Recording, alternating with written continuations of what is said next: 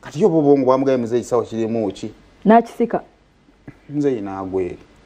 olimba nawe kati muzeyi ngeyebyembi muzeyi bambe bamusisi ninga atangadde bwati mbaba sebo ne ababbi bayinalo bagobye omubbi ninga sebo naye ayina kyagamba ensi era nadduka bamukwatidde nga ku post awo bamazana bamukwata ninga bamukuttejjeke bwe bati ninga sebo naye aguguba nga agugubira ki ateze badde manyi bolabanga bakumeza banatera okukwata sula byolina bakuveeko buli gwetagako lo awe nategeeredde mwabadde mu kimu nsawo ya muzeyi saategedde naye muzeyi bamuwadde ensawo ye n'atuulaawo nga yenna agize bw'ati naye ng'omuvubuka nno abadde amubbawo omutunuulira muzzukulu we bakakubyemu bakikubye neera bakikubyemu leka sita bakikubyemu bwebyo nogamba otya njendi mukulikeyo kula bonita twavuddeyo mwebale nnyo bannayuganda mwebalire ddala kuwagira Ebo Aroma the Ebons nga bali wamu na Aromatic Entertainment show yaffe yasookedde ddala yabadde ya yesterday ne leero gye tuli olw'omukaaga n'enkya Sande gye tuli endaga olulaga lumu ulaga lumu saawa emu ey'ekawungeezi omuzannyo gubeera gutandika emitwalo 3 n'emitwalo 5 naye eggulo mwebali kujja wansi wajjudde ne mu lukubu ne bateekamu obutebe n'olwaleero nno Saturday kiyinza okubeera kyekimu kale tukkubiriza gwe wenna ayagala okujja okulaba ekibatu Ebo Aroma mu kibatu ayagala okujja sooka ofune tiketi eyo ng'obudde bukyali osobola okufuna entebe yo ng'era obudde bukola ki bukyali naye nga tubeebaza mwebale nnyo mwebalire ddala mwebaffe buli tubakoowoola ne mujja tusiima nnyo bannange tusiimira ddala tuze n'ebyokya ku weekend amawulire agabadde mu weekend ze Florence Nampija bituufu eby'omwana ono yafudde olisha yes bane waliwo ebintu nno ebigwawo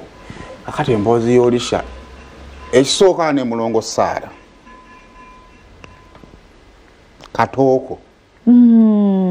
oli ng'akayitaka oli omanyi kyamazima abaluganda abeeyagala naye waliwo omuntu gw'olaba nga oba kiki walabeka okusanyu ly'omuntu ng'essanyu ly'omuntu ssanyu lye kati of recent oba yabadde birthday ya mulongo oba yabadde nawe baali baselebratinga birthday kati ndowooza mulongo abadde asalawo yiti ennaku zino kati yali anyumya ku byali ku birthday nga kyasinga okunyumyako nti ekiteeteeyi ky'olisha kyantuuse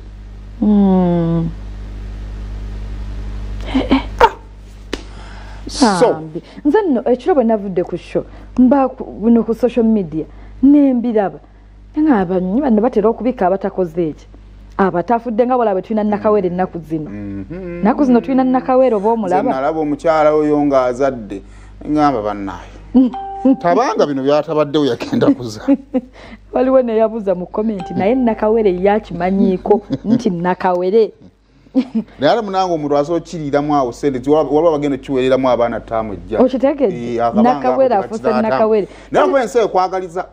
kituufu naye kati bwe nalabye nekya oli ne ngaba naye tebibanga bya social media bannange nga kibi bannange kibi omukama akusaasire byonna ebyakusobako olisha kakati olisha embassy bo ne banyaba abatulaba abadde mu yembi eby'okumwogerako bingi emabega kaawo kakati olugero nge luyinza okutambulira obulungi yalina omukolo gwali omulungi gwali mulungi ebyaddala bw'atyo era badde mu bufumbo wabwe n'omwami we abasanyufu nga beeyagala nga bali obulamu nalabako ku bufaananyi oba baali bagenze ka vacation after the mukolo bannaye nga banyumirwa okufa obufi omanye ensi eno eyina ebizibu nti abantu ne babanga nabo balina ebizibu naye nga bafisaawo ku budde ne babawaayo ku bifaananyi ebirabika obulungi bigumya abo abalina bye bayitamu n'agamba osanga nange kanwane embeere nga bano so nogamba laavu ekyaliyo nja kugifusanga nange abantu abo abeewaayo ne bagamba katuwensi omanye abantu abamu balowooza nti kuba kweraga naye Florence bw'oba mu moment y'omukwano kyesharinga n'abantu ne woba wasuze okaaba oyinayo emyoyo nga 10 gy'onunudde okuva mu bufumbo bulungi nnyo so kati bwe bufumbo bwolisha mukolo gwali mulungi bantu basanyu nga beeyagala omuntu noddamu ku ssuubi nti nja kufuna njagala nange nja kufuna njagala kati fe abasabye abeegayirizi era netwongera tugenda ku maviivi netutandika okusaba mu nnimi zonna fe twava ku tulo tusabira bannaffe awo basabire sala nnungi fe tusabira ddala nze nadoozi kyanse okunsaakaala olw'okusabira banno ndi ku bantu mbafiirako amaviivi gano yinza okulowooza ndi kalooli good boy kirungi okusabira abantu nsaba mu nnimi liboshikata ya mamama byonna ndi kufiira ku muntu ogwo oyo katonda gwe yatonda ndikira okweteeba nga sinnakuteeba tebijja nnyuma sister wo toyina sister wo yafumbirwa ekanjogere byange sigala bulijjo bwobeera nsirike kiwayize kati ekyakwefu kiwayize kyekyakwefu ekikola kitya ng'ayingira mu kirasi nga bane wamatunzize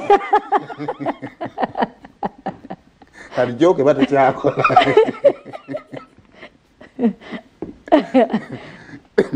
awaso esoko twekonoza katono nnyo ku mukolo then ayina n'akayimba ne David Lutalo akayimba ko kakolera ddala bulungi so twekusona ku mukolo awo then ne family abo bannaye yakatonda nze bannaye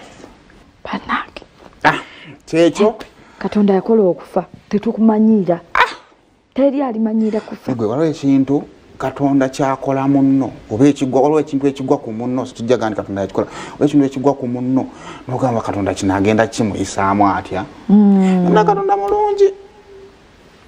akiyitamu obulamu ne bweyongerayo naye omulongo mukama akugumye mukama yaba akutugumiza abali awo mutusaasirire mu